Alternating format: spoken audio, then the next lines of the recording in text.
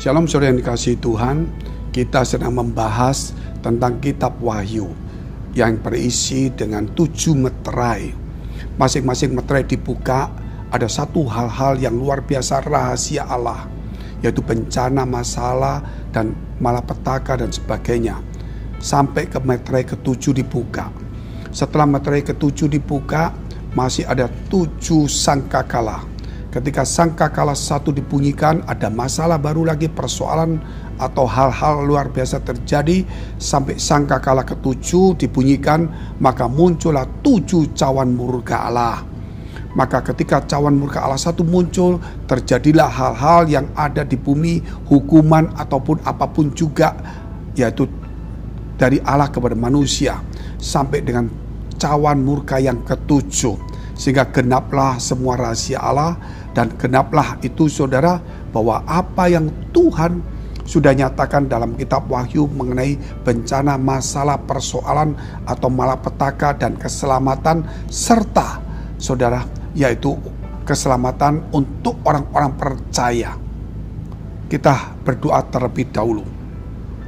Bapa kami dalam surga, Bapa yang baik yang kami kenal di dalam nama Tuhan Yesus, memberkati kami, menyucikan, menguduskan kami, supaya setiap kami boleh membaca, mendapatkan hikmat untuk mengetahui hari-hari akhir yang penuh dengan bencana, masalah, malapetaka. Tetapi Tuhan Kau izinkan karena Engkau memberkati, melindungi, memelihara kami, menyelamatkan kami. Di dalam nama Yesus kami berdoa untuk mereka yang dalam pergumulan, masalah, persoalan, tantangan. Engkau memberikan kekuatan, hikmat, marifat, dan damai sejahtera dalam nama Tuhan Yesus. Haleluya, amin.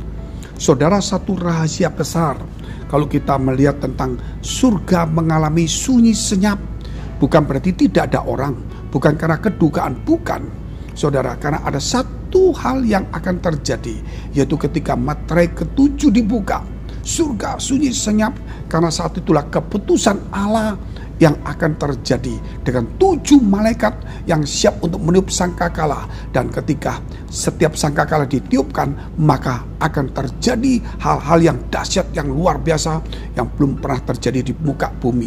Mari saudara, kita baca dulu firman Tuhan dalam kitab Wahyu pasal 8 ayat 1 sampai dengan 5. Dan ketika anak domba itu, yaitu Yesus Kristus, membuka meterai yang ke-7, maka sunyi senyaplah di surga, kira-kira setengah jam lamanya.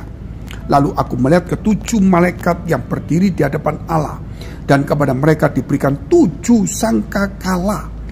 Maka datanglah seorang malaikat lain, dan ia pergi berdiri dekat mezbah dengan sebuah pedupaan emas, dan kepadanya diberikan banyak kemenyan untuk dipersembahkannya bersama-sama dengan doa semua orang kudus di atas mezbah emas di hadapan takhta itu. Maka naiklah asap kemenyan bersama-sama dengan doa orang-orang kudus itu dari tangan malaikat itu ke hadapan Allah. Lalu malaikat itu mengambil pedupaan itu, mengisinya dengan api dari mezbah dan melemparkannya ke bumi. Maka meledaklah bunyi guru disertai halilintar dan gempa bumi. Di sini poin pertama kita melihat adalah surga sunyi senyap.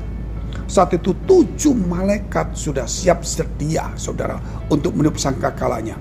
Namun kemudian ada seorang malaikat lain yang datang, yaitu dia membawa kemenyan di pedupaan itu, dan di situ juga ada doa orang-orang kudus. Maka naiklah asap kemenyan dengan doa orang kudus itu, dan ada di tangan malaikat dan di hadapan Allah sendiri. Dan kemudian dari pedupaan itu, saudara, malaikat itu melemparkannya ke bumi, sehingga terjadilah yang dikatakan guru kilat dan gempa bumi. Mari kita pertama hal yaitu bahwa berkata dalam diri kita sendiri, apa yang terjadi itu dan apa yang akan kita lakukan mulai sekarang. Sekaranglah saatnya bagi kita, sebelum meterai dibuka, sebelum sangkakala dibunyikan, mari kita berbondong-bondong percaya kepada Tuhan. Mari kita berbondong-bondong membawa orang-orang, keluarga, saudara, teman kita datang percaya kepada Tuhan, supaya kita diluputkan dari malapetaka demi malapetaka, bencana demi bencana. Apa artinya harta dunia kita miliki, kemudian malapetaka begitu banyak datang? Bukan berarti kita tidak boleh memiliki harta dunia. Namun saudara, perlu kita juga untuk supaya damai sejahtera, keselamatan kita, sehingga harta benda pun yang diberikan itu menjadi berkat bagi kita, menjadi berkat bagi orang lain, bukan menjadi masalah. Itu hal pertama. Hal yang kedua, yaitu kita sebagai orang percaya, kita harus tetap berdoa untuk kedamaian, untuk damai sejahtera, bahkan saudara, untuk ketenangan ya dunia ini, untuk keselamatan umat manusia, untuk pemberitaan Injil, untuk pelayanan-pelayanan, saudara, untuk kebenaran firman Allah, supaya melalui doa-doa itulah saudara ada di perdukaan yang di hadapan Tuhan, dan itulah menjadi bahan campuran nanti saudara. Ketika doa kita sudah sampai genap, orang masih menjadi jahat, maka doa kita itulah menjadi bahan campuran murka Allah dilemparkan ke bumi. Karena banyak orang-orang kudus seperti darah Habel, seperti darah orang-orang kudus yang martir menuntut kepada Tuhan. Berapa lama lagi ya penguasa yang adil dan benar, engkau membiarkan ketidakadilan, membiarkan tidak membalaskan kami semuanya. Itulah saudara saat itu, bahwa Tuhan yang akan membalas. Kita orang percaya tidak perlu membalas kejahatan dengan kejahatan, karena itu hak Tuhan, bukan hak kita. Ini saudara, kita perlu merenungkan kembali. Jangan kita melayani sambil kita berbuat jahat. Biar doa-doa kita menjadi doa orang kudus. Firman Tuhan berkata, doa orang benar bila dengan yakin didoakan besar kuasanya. Dan untuk berdoa, mari saudara berdoa doa Bapa kami. Karena itu adalah pengakuan kepada Bapa di surga sebagai anak dan Bapa. Juga pengakuan untuk kehendak Tuhan jadi bukan kehendak kita. Untuk mengimpartasikan surga datang di muka bumi. Supaya kita juga minta ampun dan mengampuni orang lain. Dan kita minta dijauhkan dari pencobaan, dilepaskan dari iblis, dan kita mengakui kedaulatan, kuasa, kemuliaan Tuhan. So, itu doa-doa. Jangan cuma doa pribadi saja. Doa syafaat, doa Bapa kami juga. Saudara, doa untuk kedamaian dunia, nah, juga doa untuk kita juga, keluarga kita, gereja kita. Hal yang ketiga, yaitu campuran untuk murka Allah. Doa orang-orang benar itu dipanjatkan, sehingga saudara ketika doa itu sampai kepada Tuhan, maka doa itu saudara ditangkap di hadapan Tuhan, maka doa itu dijawab.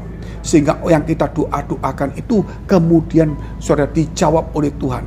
Tetapi ketika kita berdoa dan Tuhan kemudian menggerakkan hati seseorang, dan orang itu masih berkeras dan tidak mau keselamatan, itulah yang akan menerima murka, sehingga darah kita tidak dituntut. Suatu hari orang berkata, kenapa saudaraku, temanku ini yang Kristen yang tahu kok tidak mendoakan aku? Maka dikatakan, ini loh doanya. Karena sudah doa dan kamu sudah digerakkan, tapi kamu berkeras hati. Inilah saudara murka Allah terjadi. Bapak Ibu yang dikasihi Tuhan, biar mulai hari ini kita mulai sungguh-sungguh ya hidup bersama dengan Tuhan. Mari saudara, kita akan tunduk kepala kita berdoa. Jika saudara punya pergumulan, masalah, persoalan, tantangan, dekapkan kedua tanganmu di dadamu. Baik dalam pekerjaan, rumah tangga, studi, karir, ekonomi, keluarga, maupun keuangan dan bisnis dan perjodohan, dekapkan kedua tanganmu di dadamu. Dan engkau yang sakit penyakit, tumpangkan tangan bagian sakit. Percaya dalam nama Yesus, oleh biru-birunya kuasa namanya menyembuhkan, memulihkan dalam nama Yesus. Dan firman Tuhan berkata, imanmu menyelamatkan engkau, imanmu menyembuhkan engkau dalam nama Yesus. Bahkan engkau yang punya masalah, punya persoalan pergumulan, hari ini dipulihkan, diberkati, doamu dijawab, diberikan hikmat, jalan keluar di dalam nama Tuhan Yesus Kristus. Haleluya, amin. Jika saudara masih membutuhkan pelayanan doa dan konseling, silakan hubungi nomor yang tertera di bawah ini. Tuhan Yesus memberkati.